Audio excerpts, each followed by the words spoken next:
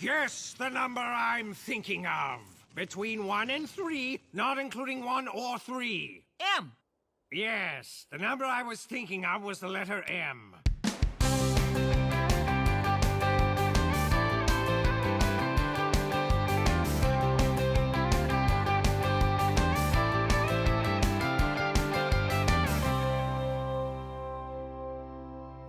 Hi everyone, I'm the Broken Meeple. Win or lose, I'm going to be honest with you, and we're bringing back an oldie of top 10 lists here, and we're going to be continuing down this forefront actually, because I've asked the Patreons to basically vote on their favourites that you want me to do for lists that I've done a long time ago. We're talking good 7 to 10 years back, you know, some really old lists to see which ones are worth doing. Now, some lists are more popular than others, and definitely I want to focus on those ones primarily, but, you know, there's a few other little niche titles that if the Patreons want it, I'll do it. And certainly one or two of them are a little harder to work with than others. But this one I've done twice before. The top 10 games that are low complexity but high depth.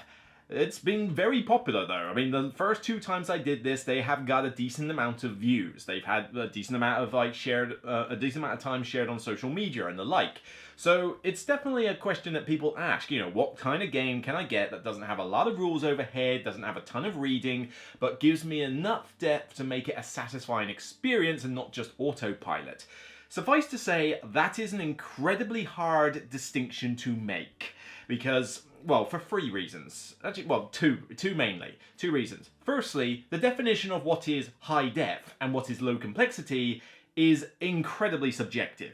You ask any person out there and I guarantee you'll get a different answer. We could debate what we consider to be the benchmark line for what is considered like, you know, low complexity, high depth till the middle of the next millennium, and we still wouldn't manage to come to a consensus on that. We would just be arguing forever. It's impossible to really quantify. You know, some people have tried to do it. They've suggested, well, maybe on Board Game Geek, if it's above or below a certain weight value, it can be considered. But as we all know, pretty much every stat on Board Game Geek is a load of crap, so I'm not going to trust the weight rating on there. So you can't do it. You just gotta give in to a bit of a feeling. And I've done this list twice before, so I've done 20 games. The last one I did was November 2020. This list is going to cover effectively games from 2021 through to 2026.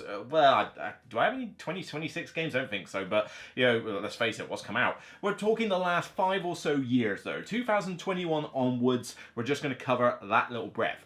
The second reason, though, is that in these last 5 years, as I've noticed when I was trying to come up with a hot list for this, man, games are not getting low complexity. They're not getting, like, you know, easier to handle. It's the complete opposite. They're getting more complex. Games are increasingly getting to the point where, yes, they can have high depth, or sometimes even low depth, but they are just filled with rules. They're filled with cards you have to read. They're filled with niche little fiddly rules. Or they're just massive behemoth games with a ton of rules that you've got to learn up front, which completely nullifies them from this list. And when you look at a lot of the best games that there are, it's all the complex stuff, which is kind of sad, really, because I think we need more of these games that are low complexity and high depth.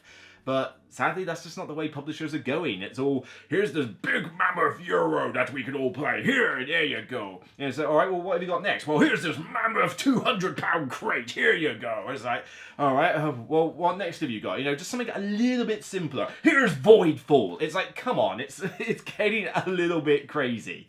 But, and you know, hopefully we'll enter a period where we get some easier games. But not to say I don't like meaty games, but we do need more games that fill into this category. So I'm just going to give my 10 here. This is another 10 games. I've ranked them based mainly on my own enjoyment, while combining it with a sense of, does it fit the definition? And obviously, you're going to agree or disagree with a bunch of these, so by all means, just get your thoughts down in the comments for games that you think, in the last 5 years, 2021 onwards, you think fit the bill. We'll probably end up debating what's considered low complexity, high depth, but it'd be interesting to know what games you come up with. So without further ado, let's just crack on. Get on with it. So number 10 is a card game, which I finally got to the table after months of trying to get hold of a copy of it. I found a copy of it at HandyCon. I think the publisher was there basically doing demos of stuff. I nicked their copy, played it with 5 of us, had a good time, and then sought out my own copy afterwards when it finally came back into greater distribution. It's a cool little game where you're building up a row of cards, and that's just set up for the inevitable scoring part, which has to be done in the other way. So you gotta think left to right as well as right to left. This is a cool little game called Far Away. It's got some cool, like, sort of weird-ass colourful artwork. It's from Catch Up Games, and the idea with this one is that you are bidding essentially for these cards. These cards represent different sort of destinations that you visit effectively. You're taking a journey, whatever. The theme is pretty abstract here. They come in different colours, and what they have are mainly 2 sort of like bits of information. A number and a scoring condition on the bottom. And it may provide some other symbols, you know, in the top right. It may also provide you with like maps for another part of the game. But the main bit is those numbers and the scoring condition. Now you have a bunch of them laid out, and essentially you'll have a hand of cards yourself. You use these to bid on which one of these you want to take. But this isn't what you're taking now. This is what you're going to hopefully have in your hand for future turns. What you're bidding with is the card you're actually placing down in your row in front of you. So, oops, there you go, runaway card there. So I particularly fancy this blue card here. And it's like, well, the highest card in my hand is a 22. Do I want to play that, though? I could play a lower card, but if I do, I may not necessarily get the card I want, but also I got to think about the journey I'm taking, because let's say I do the 22 one here. Okay, boom, I've done it. Was it higher or lower than the previous card I had? In this case, 18. You know, if it goes in sequence, then great. You get to pick up these other little cards in the box, which basically give you other scoring abilities and other icons, but the idea is that you're trying to build it up in such a way that once you do your journey from left to right, it's getting you more bonuses, but eventually you will have a row of cards like this and go back the other way to score. And every time you visit a card, you must have the prerequisite on the card at the time you reach that part of the journey. So I go 3 cards here. First one gives me 4 points. Nice and easy, no big deal. This one gives me 3 points for every pineapple, or as we call it, whatever the symbol is. Unfortunately, by this point, I don't actually have any pineapple symbols. Oops. I then get to the next one. It's worth 19 points if I have 2 pineapples and 2 devil horns. I can't remember what the symbols are. I'm just calling them by their picture. Problem is, I don't have the prerequisite, so I don't get the 19 points. But then let's say I get to, you know, down to here, and it says I get 10 points if I've got 1 card from every colour in my display. So let's say that's my setup, yellow, green, red, blue. I've got it, that's worth 10 by the time I get to here. The depth from this game is knowing what card to bid with for the card that you want to take for future reference, how you're going to do your sequence of numbers, because you can't keep going ascending sequence all the time. You're eventually going to have to break the chain at some point, but then also trying to fathom going in the opposite direction and how you're going to score your cards. It's not easy to do it. Not a huge amount of rules to learn. The gameplay is pretty quick and snappy, but you know, even when you get a bunch of these little bonus cards to help you across your whole display, you are still there constantly thinking, which one do I want? Is that better? Is that worse? What should I bid with? And inevitably you get loads of people sort of saying during the game, I screwed up. And I'm usually one of them as well. You can easily mess yourself over here, but that is the hallmark of a game that has low complexity, high depth. You can mess yourself over in this one, but it will reward a player who's pretty nifty and crafty with their cards, but doesn't take very long to teach and doesn't take very long to play, even if you go up to 5 or 6 players. It's just a nifty little hidden gem. By all accounts, it doesn't make sense. For number 9, we're going to Devier Games. They do mostly games that are pretty complex, let's be honest. I mean, if anybody even tries to argue that Covenant is a low complexity, high depth game, then yeah, good luck with you in the comments for that one. But, and I've already done a review for Covenant, you can get out my thoughts on that one. Bit overrated. Oh, no. But the main thing that Devier did do was one particular game that caught my attention more. And most of Devier games, I gotta admit, I don't go crazy for. They've kind of been very meh, above average, in some cases quite bad. You know, they are definitely a very hit and miss group. This one, though, is their hit for me, the one that I keep in the collection, which is Cities, Phil Walker Harding. If you want a designer who's pretty much tailor-made for making something that is low complexity but potentially high depth, Phil Walker Harding is the guy to go to, and Cities is no exception. You effectively, I'm not going to like get all the pieces out for every single one of these games, I just wanted to grab a few off my shelf, but Cities has you basically building up, you know, little map segments in front of you and placing plastic buildings on them, and the buildings are different colors. But the way the board is set up is that you effectively have 4 different things that you're going to be grabbing during the round. You're going to grab a scoring card, you're going to grab a special sort of what's the word, like a landmark tile. You're going to grab another tile for your map. You're going to grab a selection of colored buildings. But it's first come, first serve. You know everything that's laid out at the start of the round, but first come, first serve, with everybody taking it in turns. So you might really need a particular grouping of houses. So you may want to go there first. Hopefully somebody didn't beat you to it. But then you also quite like the look of that particular map tile. That gives you exactly the sort of layout you want. Which one do you go for first? Do you risk those group of buildings not being there? Or do you go for them first and hope the map tile still remains? Is there a scoring card that's particularly good for you based on your strategy at the moment? Or are you going to go for it first? Are you going to wait till later? And that involves you having to look at other players, because you look at what they're doing and think, what's the likelihood he would take those buildings that I want? Are you really going to take that scoring card? Probably not, because you're not going for rivers and stuff like that. Should be alright. That map tile is pretty neat for you, though. I reckon you'll want that, because you want to make that little grouping, so I don't think that's going to be there by the time it gets back round, so maybe I should grab that first. All this thinking is in your head while you play this. Has it got a lot of rules, though? No, not really. I mean, you've basically got the turn sequence right there. You have 4 things to pick one of them. Take what's there, stick it on your little map setup and that, and Bob's your uncle. And then rinse repeat for a few more rounds. You know, if anything, scoring at the end probably takes more effort than half the game does in terms of a complexity standpoint. But, you know, and you do have your own personal, you have some global goals that you can go for as well. But trying to sort of figure out like the best way to set out your map tiles and how to deal with your scoring cards, and just that constant tension of, you know, thinking about, oh, what are the other people doing? Are they going to get in my way? It's similar to another game called, I think it was called World Wonders. Who did that one? Same people who did Sheriff and Nottingham and stuff like that. I forget, but you know, the same company did that one, and you know, I considered World Wonders, but I thought maybe that was just a step up above the complexity rating. This one, though, in that same vein of, oh my god, it's tense, do I go for this one first? Do I go for that one first? Is here, but with, I would say, simpler rules and a simpler, sort of more snappy gameplay, and certainly a little bit less AP present. Cities is the one on my shelf from Devier. Out of all their games that they have done, I don't think I own any other Devier game that there is. This one, though, works. Good old Phil Walker Harding. He knows what he's doing. And I'm his friend Jesus. For my number 8, this one may be a little bit low on the complexity side as well as the depth side, and maybe there's only so much depth here, but I find that this game is one that is typically won by the person who knows what they're doing, even though it calls itself a relaxing card game, and it was difficult to find 10 games for this list, I'll admit. But this one is a cool little game from the same makers of Herbaceous and Delicious and, you know, a couple of other nice sort of relaxing games. This one, though, I find has just a little bit more tension to it, which adds to that level of depth while making it a pretty simple game to teach, which is the ever beautiful Foriferous. Foriferous is a cool little card game by Steve Finn, who I believe also had a hand in the Cities one, actually, come to think of it. Eduardo Baraf, and, you know, with some beautiful art involved.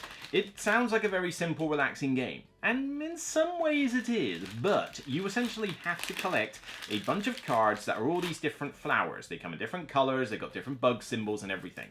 But you're also grabbing little bug cards, or sort of little scoring cards that score for whatever you get in your tableau in various ways. The depth part of this comes from the acquisition of the cards themselves, not necessarily how you score, but figuring out which cards you ought to take, and most importantly, when other players are going to go in the turn order. The turn order for this keeps changing because you'll have your cards set out in columns. So let's just take a column of 4 here. And let's say you've got first, second, third, fourth for player counts here. First player is going to choose one of these cards, and this one would be a scoring card. So let's just say that's a scoring card down there, for example. So I've got to choose one of these 5 cards here. Top one might even be face down, depending on the setup for player count. So I know which sort of one I could do with. Maybe want that, but I also kind of want that. But then you've also got to look at the cards in the next column afterwards, because whichever one you select, the order of the pawns at that point is going to dictate the turn order for the next selection. And you look at the next selection, you think, there's something I really want in that. That means I need to really go first next round. But that means I need to go first here, ideally. But what am I going to take instead? Am I willing to take that card now, or am I willing to go last here, get something else that's useful, and just hope that that card is going to stick around? And obviously you're looking at other people's displays to kind of think, well, what's the likelihood they will take the card from you? You've got some global goals to go for. You've got some other little cards that can score in various ways, like the little water features, there's all the basket arrangements where you try to get 3 different symbols for your thing. It's a nice relaxing game in terms of its rule set, but the game should still go to the better player. You know, particularly my sister-in-law is really grabbed onto this game. We play it a lot whenever I go to visit, and I do tend to win it. So it's not entirely like a luck-based game. You do have to make proper decisions as to which cards you gun for, and that little bit of tension there does make this have enough depth for the level of complexity it is. But I will accept that this one is probably on that border of maybe it's not quite as much depth as some other games can be. But I find that this is definitely probably my favorite of all the games from this particular publisher. It looks good. Good. It looks good. I can teach it in no time at all. You can play it in about 20-25 minutes. But it gets people thinking. People are definitely switching on their brain as to what they want to pick up for their next card and what the turn order is going to be like going forward. Because if you just grab the first thing that you think that looks good for what you've got, you're possibly screwing yourself over later. So you got to think about the long game as well as the short game. And that, for me, adds just enough depth for this one to qualify. Quiet, bud. Well, if you thought that last game was a little bit on the borderline, you're not going to have a problem with this next game. In fact, I reckon people will have called foul if this didn't turn up in the list somewhere. It's a bit lower down, though, because I don't enjoy it as much as other games on this list, but it is definitely one with low complexity with the rules. But man, does this cause some chronic AP at times with trying to take your turn and some highly tense finishes in that.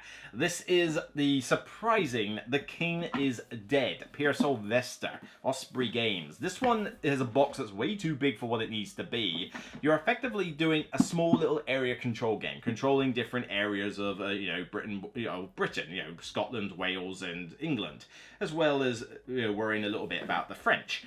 But The King is Dead is just a very bare-bones game. I mean, there's your board, along with a bunch of tokens. Here's a bunch of little cubes, from various people, 3 different factions that are effectively on the board.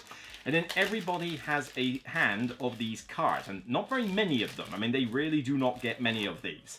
And these basically have to last you the whole game.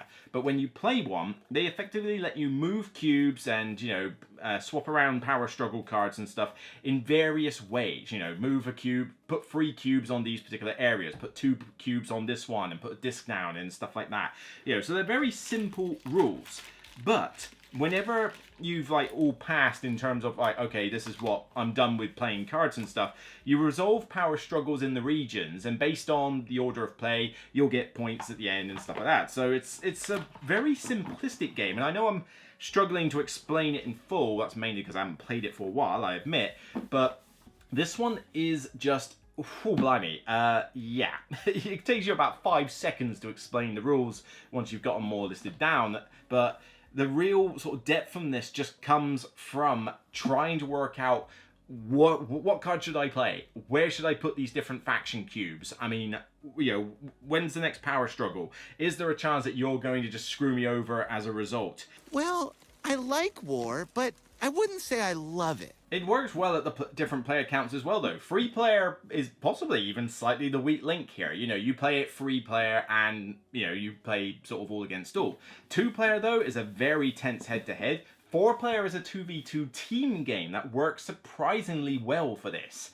But manipulating the 3 different followers around the map for your own gain, again, is very rewarding and very tricky to figure out. But based on how the game goes, there are 2 different ways the game can end, and that's going to influence who technically wins the game based on how many areas they control at the end of the day. It's got some asymmetric cards if you want to throw in some advanced play, but frankly, if you just stick to the basic game, you're going to still be like, what the hell do I do on my next move? I ain't got a bloody clue. It really is a head scratcher at times. A surprising amount of depth for how few rules there are in here. Is it my favourite game ever? No, it has been a while since I brought this out. There are some people that I would not want to put this anywhere near with the amount of AP that this generates. And it is area control at the end of the day, which is certainly not high on my list of mechanics. But I like the card play in this, and I like just how tight it is. You know, this isn't an area control where, you know, you have a ton of turns and loads of things can happen in that. No, this is one where every turn matters. Every follower shift, every follower move, every power struggle makes a big difference as to what you're doing here, and it just adds to the tension. It makes this one surprisingly high depth for what it is. So yeah, I know I would have been called foul if this wasn't on the list, so here it is. The king is dead. Long live the king.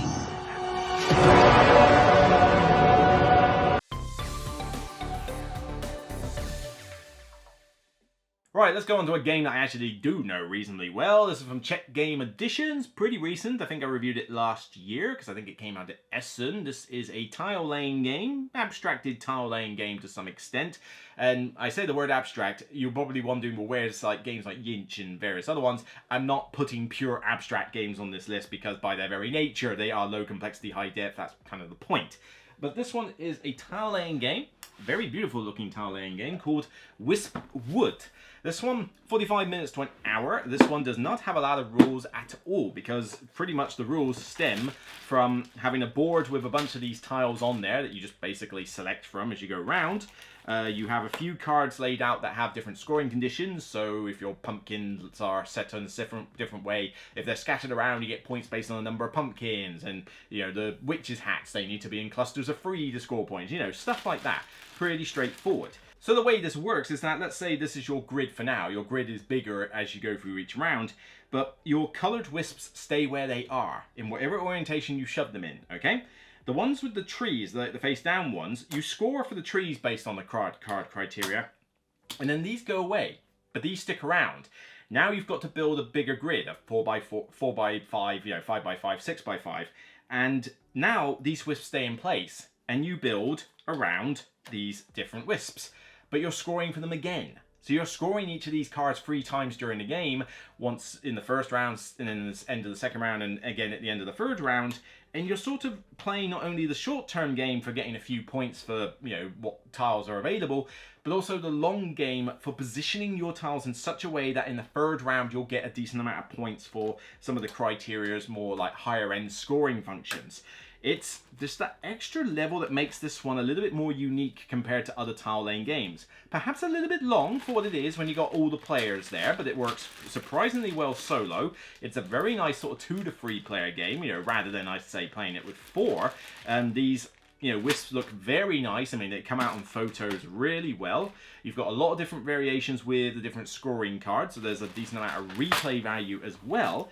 It's just a very neat tile laying game with a beautiful cover, some gorgeous art in places, and, you know, doesn't take long to teach it at all. I mean, you've got the 5 cards there, the scoring conditions are written on there very clearly, and then the basic rule for how you take tiles off the main central board, and that's pretty much it. Oh, and how cleanup works. There you go. Not that difficult. Very few rules, but you're going to be thinking about this. You're going to be planning ahead, long term and short term, and that works.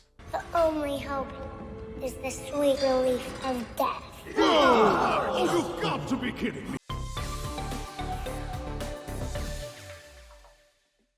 Number 5. Now, one thing that I was vetoing on this list were games that, even though the rules aren't that complex, if they involve a lot of reading of card abilities, they get vetoed. So I did consider Earth, I did consider Forest Shuffle, I did consider Wondrous Creatures, and probably a few others. In fact, where have I got on this list here? Echoes of Time I considered. Did I consider Black Forest? Yeah, there's not so much cards, it's more the tiles. But the problem with those games is that yes, the rules might be simple, but if you've got a bunch of different cards with different abilities that you've then got to process, the cognitive power required to do that takes the game out of the regions of low complexity. I mean, you know, Wondrous Creatures does not have a lot of rules to it, but you gotta constantly absorb all the different cards that are coming out at a rapid rate while trying to figure out combos. It's got the depth, but I've seen people freeze up at that game for not being able to process all these new cards, so it doesn't quite meet the criteria. This one is, as far as I can tell, the simplest iteration of such a game where you do have cards with different abilities. But this is a very straightforward one, and if I can reach it over here, I will get it for you. That is the Veil of Eternity. This is a very straightforward game. Get to 60 points, and that's it. You know, race to 60 points. But this one, yes, does have those sort of cards where you have the ability on the card. But they are very simple. I mean, these are boiled down, you know, types of abilities here. I'm not including the expansion in this. I mean, I've got artifacts in here, but you don't want to put artifacts in a game if you're trying to keep this low complexity. But the cards themselves are very straightforward. I mean, they have a resource cost and a very basic ability, like probably the most basic that you see of these. But it is all about building the combo, so there's where the depth comes from. But the selection, the turn sequence, very straightforward. I mean, you essentially lay out a bunch of cards around this like display here. I'm not going to match up the colors or anything because I've only got so much space here. But you draft 2 cards first with a little disc that you put on the card. So you're already trying to think, well, what card is likely to get grabbed by another player? What do I need for my strategy? What syncs with mine? What syncs with yours? Should I just hate draft one of yours? That kind of thing. But then even when you've got the cards, you've then got actions to play them, you know, summon them to your table, and abilities that kick them back to your hand and do all the sorts of stuff. So, you know, earn 2 points for each fire card in my area, which is not a difficult card to understand, but it's instant. So I've got to play this later in the game when I've got a bunch of fire creatures out. And, you know, there's a lot of different shenanigans you can pull off with these cards, on top of the fact that you're maintaining a currency system, which basically limits you to 4 power stones. They can be of different values. I think it's 4, but, you know, correct me if I'm wrong, but you essentially have a set number of power stones that you're allowed. They can be of different values, that's fine, and ideally you want them to be high values because it's more efficient. But you're limited to 4 actual stones. So you're trying to maintain this weird little currency system for acquiring the cards while also building up your engine with this. And of course it's a race to 60 points. Game doesn't take long, less than an hour, you know, 45 minutes if you're going pretty quick. And it's a very rewarding game. Like, you play this and if you make an engine that works or you create some nifty combos, you feel good about it. But it didn't take me ages to explain all the rules to you. Most of them you can understand just literally by looking at the reference card. There's very little on there. Now granted, yes, with the expansion it goes a step too far in the complexity. In fact, the expansion I'm kind of hit and miss as to whether I would want to include it in most of my games, really. But it's still a nice expansion. It's just more for the familiar players. Like, it's for the ones who know this game well. If I just want to teach this to new players, though, the base set will do me just fine, and it's probably, I would say, the easiest iteration of those games. Because, I mean, Earth, yeah, there's not a lot of abilities you've got to read on the cards, but there's still some, and you've got to process loads of the cards as they come into your hand and go away. So you've got to, like, interpret a lot of information that takes Earth out of the low complexity side of things. I mean, it's not the most complex game in the world, but that's for someone like me who's used to tableau building games. Somebody who's not very good at reading a lot of cards with abilities will struggle at a game like that. This one, though, they might be able to do just that little bit better. He is an idiot. We have purposely trained him wrong, as a joke. Number 4, this one, you might argue is not quite as high depth as you might think, but you know what? You throw in the adventure book with this one, it certainly can up in terms of, you know, the depth. But even then, if you just play the base game, it's a relaxing game, and relaxing doesn't necessarily mean it can't be high depth. It's relaxing mainly because it's theme. You're collecting cards, you know, there's tension for which cards are going to be available, but you need to know in this beautiful ass game, Meadow, what you are doing with said cards. So this one is the adventure book expansion, so it's got like a few like stuff from there. You've already hopefully seen my review for this, so by all means check it out. But in Meadow, you're grabbing a bunch of different animal cards and like landscape cards and scenery cards. They look beautiful. There's not a lot of information on the cards. I mean, you've pretty much got the prerequisite to play it and what it gives you and a point value. That's about it. The rest of it is just juicy artwork.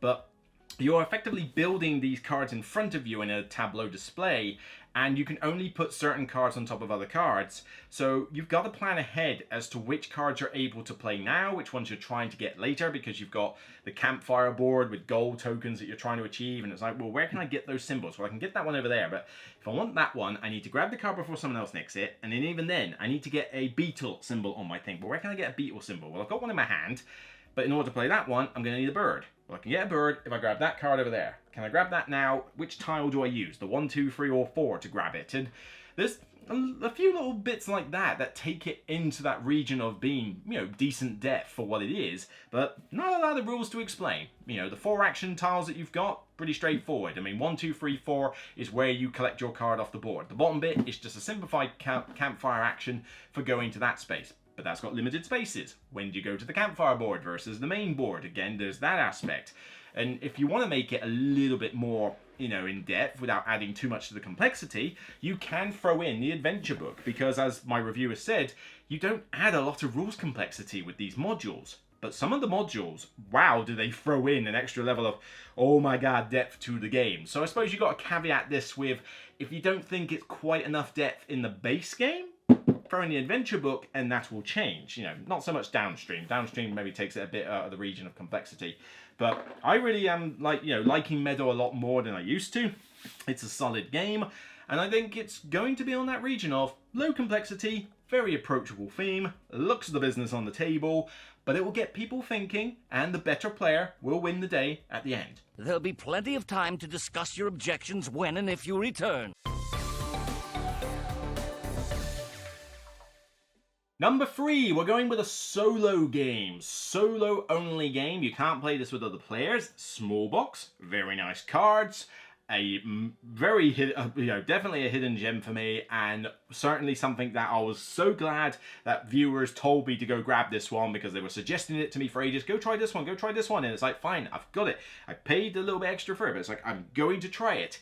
Holy crap, this game is good. This is a solo trick taker for Northwood. This one is definitely, I think, in this category, because there is not a lot of rules to this at all. I mean, if you know how to play a trick taker game, you already know half the rules to this. The rest of it is a case of, right, I need to get as many points as I can from these different, rulers, effectively, like these different characters. Right, well, the character has a prerequisite of how many tricks I need to win. You know, either no tricks all the way up to 7 tricks, and they have a trump suit. Okay, cool. I've got 4 cards with fairly straightforward abilities that I need to, that I can use at my disposal, but I could also use an ability from somebody I've succeeded with previously in the game as a one-off.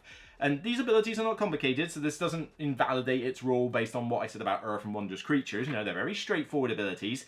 But then, when you play for each round, it's a solo trick taker where you've got to manipulate the deck of cards and the tricks that you're winning in your hand and stuff in order to try and satisfy the trick number criteria. Like, do I need to win 3 tricks, 4 tricks, and you've got to be exact. This does lead to some very cool tactical card play. It's a very neat system, like a very clever game. I know I debated about whether I should sleeve these cards or not. Yeah, the PVC, I think I'll be fine, actually, now that I think about it. But it's just because it's such a nice production, and, the cardstock is still thin, even though it is PVC. But I love the different abilities here. You've got, lots of different ways that the game could go. It adds to the variety. But just the very nature of trying to think, right, okay, so let's see. I need to win the 2 more tricks. Well, the rest of my hand is not bad with the numbers, but I'm lacking on trump suits. If I pull out some of the paw print ones, I'm screwed. Is there a way I could swap a card with one from the deck? Well, I've got an ability here that does let me look at the next card from the deck and choose whether to swap it. Okay, let me have a look. Okay, it's a trump card. It's a low one, but that should be good if I swap it with this card specifically, one that's guaranteed to lose a trick if I play it. Fine, we'll put it on there. Flip the card, I win it with this. Cool, done. There's another trick. Just gonna win one more. And it's this sort of level of thinking coupled with using these different abilities, like the Queen of Claws, draw the top card from the deck, the discard pile, and the score pile. So you draw more cards into your hand. But then let's look at some of these other ones here. The Lady of Flowers. Discard a card with value equal to the number of cards in your hand. The timing of when you can pull these tricks off and how they're going to help you is the depth for this game. And for something that literally just comes in a box this big, that's all it is. Yeah, it may be a little pricey for what it is, but it is a damn good game and one of my favorite solo games that I have. It's infinitely replayable, light and tactical, not a lot of rules, but it's definitely got the depth to keep a trick-taking fan happy. This is why Superman works alone. Okay, number 2 is a game that I have touted the praises of. I wish other people would tout the praises of it because I seem to be the the spokesperson for this. But it is getting a fancy new set this year and an expansion, which I'm going to be very keen to take a look at. I'm sure Mighty Boards will get in touch with me on that front. But this one I, think is just a fantastic light game. There is not a lot of rules to this. I suppose you'd call it a tile laying game. It's kind of like a tile bidding, drafting. It's got all sorts of little bits in it, actually.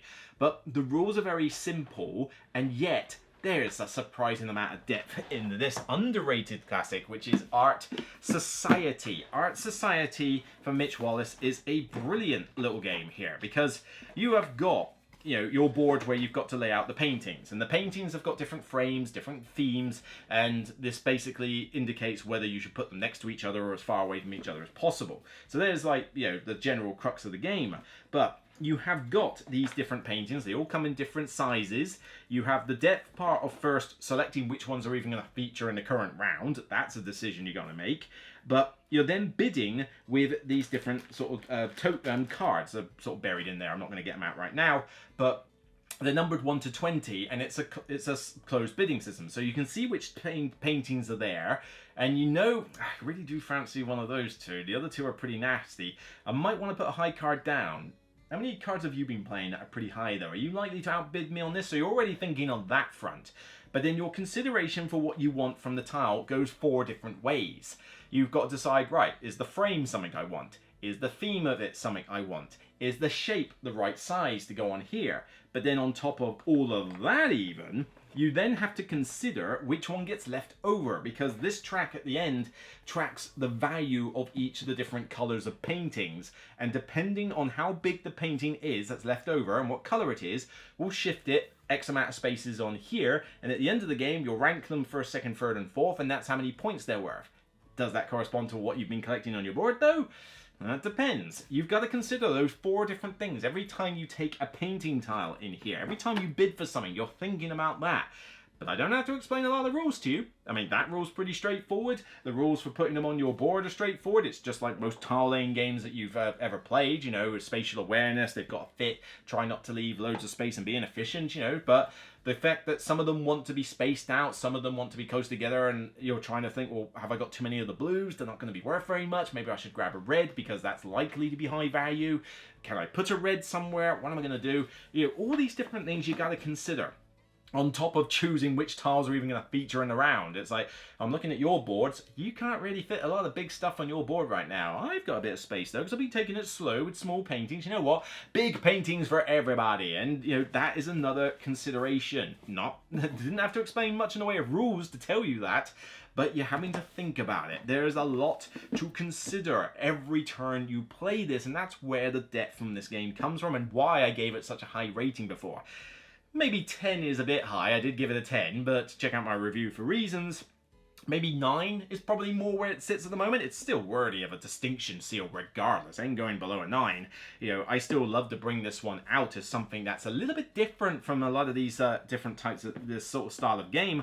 And I'm keen to see what the new expansion will do to it. Not to mention what the new fancy set will do. Because as you can see, the insert in there is not perfect. I would like a sort of more snazzy copy with a better insert, so hopefully the new version will improve on that front. But I like the sort of jewel layer-ish nature of the cover, that looks pretty cool, so it's striking when you look at it. It's just a neat game, and I would say a little bit of a hidden gem, because it was super popular at Essen, but that was it. Nobody kept talking about it after the fact, and I never see it being played at conventions, and yet I'm like, come on! This is a solid game. Come on, people. You gotta give it a try. So I'm putting it at number 2 here. This is definitely low complexity, high depth I'm feeling here.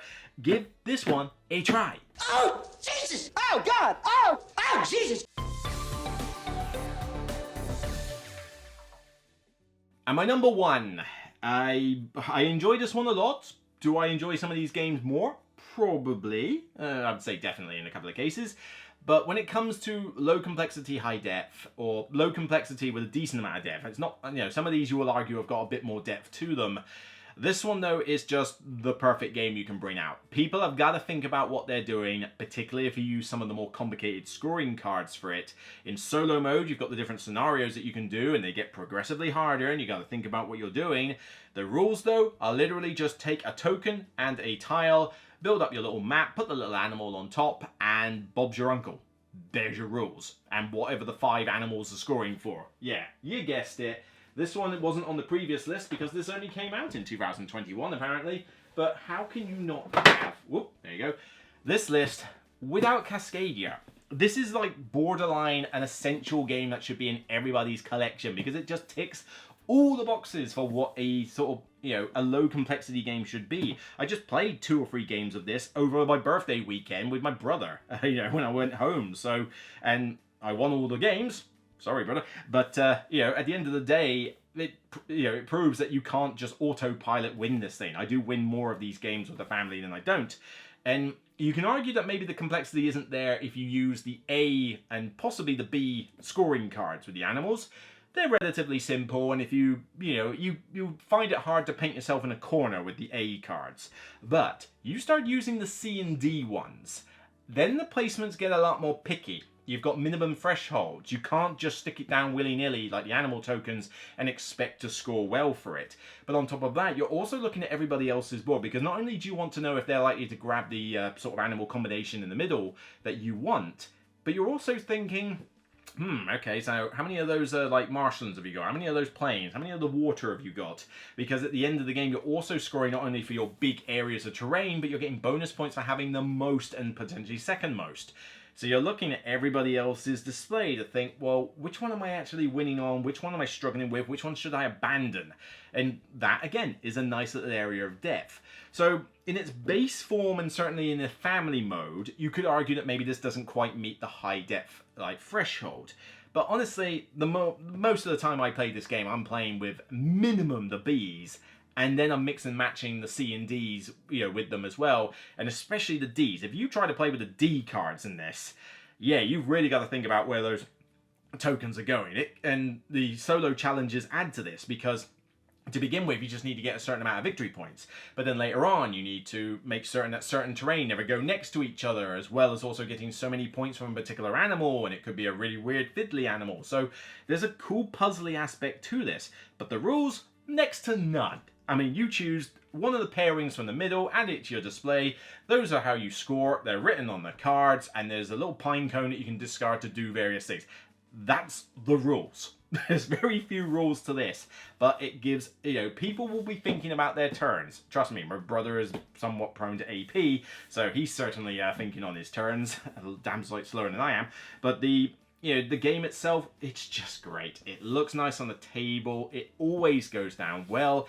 It ticks every box. You know, it's gotta be one of those. I don't think I'll ever do a top 10 essential games, because that's going to be very subjective. But if I did, this would have to be up there, the top 3 or something. You gotta have this game in your collection, because it's just suitable for non-gamers and gamers alike. It's in every game cafe. And honestly, I don't even like the expansion to this. I don't want to play this with 5 or 6 players. That's just madness. But if you want to add a little bit more complexity and some more animals, you can at least throw the expansion in here. But honestly, I haven't bothered. I found it a bit lackluster. I'm just happy enough with the base set, frankly. Cascadia, an easy choice for the number 1 on this list. So there you have it, my 10 favourite games that are sort of low complexity, high depth. I know we're going to argue until the cows come home in terms of, you know, what is low complexity and high depth. Let's not get too bogged down with that. You know, it's going to be very subjective. It would just be interesting to know a few games that you would put in this list that weren't mentioned either in my, you know, forgotten, like, honorable mentions, or just ones I never thought of. It could just simply be a case that I think, yeah, you're right, that is low complexity and high depth. If only I enjoyed the game. You know, I am putting games I enjoy playing on this list, so I did definitely see a few games where I'm like, that would fit, I just don't like it. that would fit, it's just boring. You know, there's definitely a few of those, but I'd be interested to know your thoughts in the comments, so by all means, get them down there. That's it for me on this video. If you like what you see, then please thumb it up on YouTube, thumb it up on Facebook and Twitter, wherever you get to send it. Check out the affiliate link for buy the same token if you want to grab some cool upgrades to some of your games. I've done a little video showcasing some of their stuff, so by all means check that out. And as I said, let me know in the comments the games that you think would feature on this list. I don't think we'll be doing this list ever again because we've just done the last 5 years. It's going to be a long time before we ever get another collection of games where I think we're suitable. So this will probably be the last time I ever do this list, so hopefully it was enjoyable. So take care, and remember, it's only a game, and I'll see you on the next Broken Meeple video. So bye for now.